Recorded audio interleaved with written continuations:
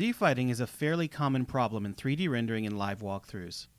It gets its name from the Z buffer of a video card, where the 3D scene's depth information is stored as a texture. Z in this case represents the axis pointing into the screen. Z-fighting can happen for a few different reasons. First of all, simply having overlapping faces that share the exact same space can cause Z-fighting. As we can see here in 3ds Max, we've got a bookshelf up against the wall here. Now the bookshelf has its own back face there that you can see, and that is sharing the space with the wall's polygons and causing some Z-fighting. Another reason is a lack of precision in the Z buffer.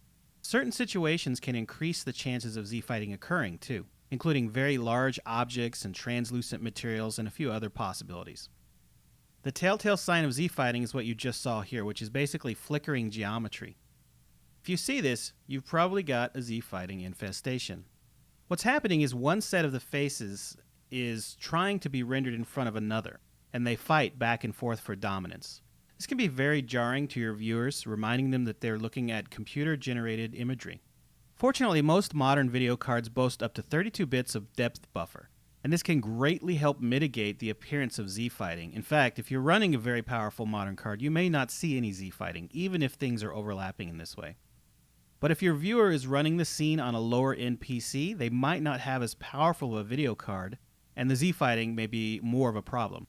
So it's important for you to test out your scene on lower-end graphics cards if possible to find out if you've got any Z-fighting issues. Now fear not, fixing Z-fighting is generally very easy to do. Let's look at some of those problems and how they can be fixed. So first of all, with our Z-fighting here in Max, the easy solution here is, well, you could do one of two things. First of all, we could pull this away from the wall so it doesn't have any polygons that overlap with the wall.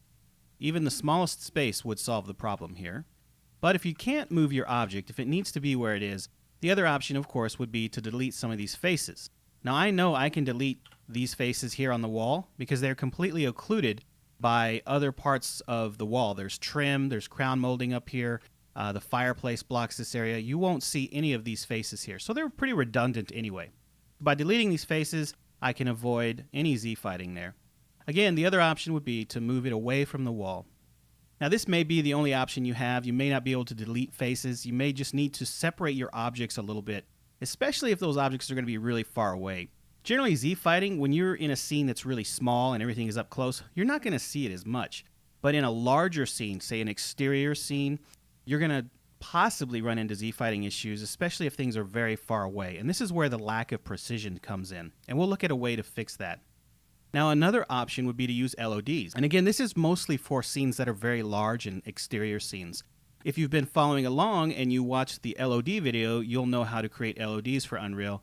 And then generally what you'd want to do is any objects that are causing Z-fighting issues at a greater distance, well, you'd want to have a lower LOD for that object that removes whatever parts are offending, whichever parts are causing the Z-fighting. Chances are you're not going to be able to see those parts from very far away anyway. All right, so here in Unreal, we've got an issue here that's kind of a unique circumstance for Z-fighting. And it doesn't exactly count as the flickering Z-fighting, but it does still qualify as a depth problem. And that is using translucent materials. So what we've got here is I've got 3 translucent materials on top of each other. I've got a translucent wall, which isn't normal, but for demonstration purposes, I've made the wall translucent. I also have a translucent curtain and then a translucent lampshade here. And we can see clearly that there's a depth issue here. And that's because of the way translucency is being sorted on the video card. So in this case, the best solution we've got is to remove some of the translucency, and that will help fight some of these depth problems. But we can also go into the settings and change how translucency works. So if we go ahead and open up the settings, go to our project settings, and we'll do a quick search here for translucency. All right, and we can see under translucent sort policy, it's currently set to sort by projected Z. So if we change this to, say, distance, we get a different look here. So this is a little better, but still not perfect. We've still got some bouncing Z's here, some bouncing Z fighting. We'll try sort along axis, and that's not any better. So you can see here that especially with translucent or transparent materials, Z fighting can become quite a bit of a problem. So let's open up our wall material here, and we'll change this back to an opaque material. And that should help us out quite a bit, actually. All right, so just by changing the wall material, that's helped out quite a bit because now we only have two translucent objects that are competing. Now another option we can try here is the lampshade material. We'll open that up. Right now it's set to two-sided, so let's make it not two-sided. And that helps quite a bit. Now that's because the lamp is composed of a solid mesh that has two sides. It's not just a billboard, so that billboard with the translucent material was what was causing the depth issues.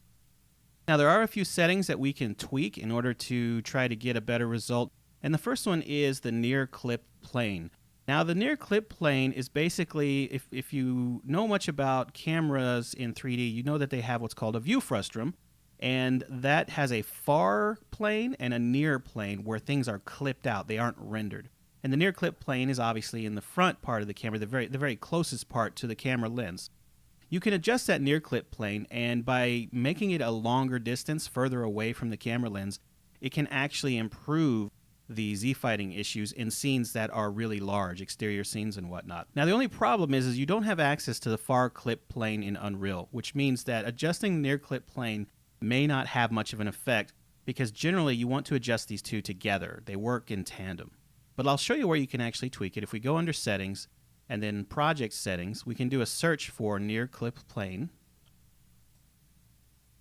And mine is set at 10, which I think is the default value. We could obviously make this higher.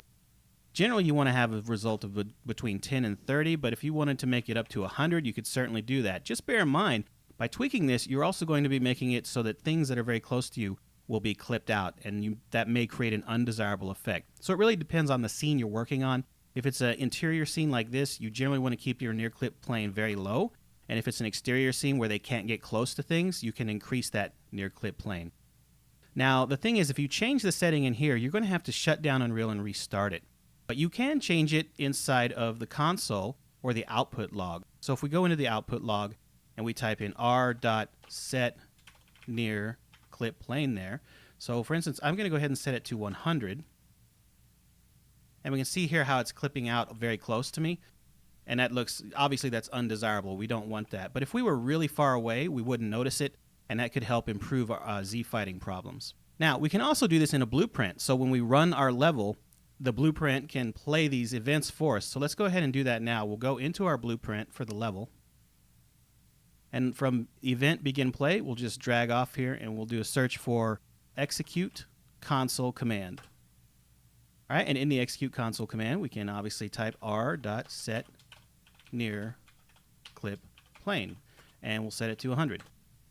Now, another thing we can do to help improve the accuracy of our Z buffer is to add another command, another console command that basically sets the depth buffer's format. So the options we have for setting the format are 0, which is basically off or poor quality, and then 1, which is the default value, and that is kind of a low quality. And then finally we can set it to 5, which is a high precision value. So let's do that now. We'll go ahead and drag off of our first console command, do another search again for execute console command, and this time the command we want to use is r.gbuffer format, and we'll set it to 5. Now keep in mind you are increasing the depth buffer's accuracy here, and that can help combat Z-fighting, but it does come at a performance cost, so use this console command with caution. Z-fighting is a problem you'll most likely encounter when creating large exterior scenes, especially with things with like tall buildings that are very large, take up a lot of space on the camera, or when you're using a lot of translucent materials. But even small scenes with overlapping geometry can sometimes have issues. But knowing how to spot Z-fighting and knowing the techniques to fixing it will have your scenes rendering error-free. Up next, we'll look at how to solve some common light map errors.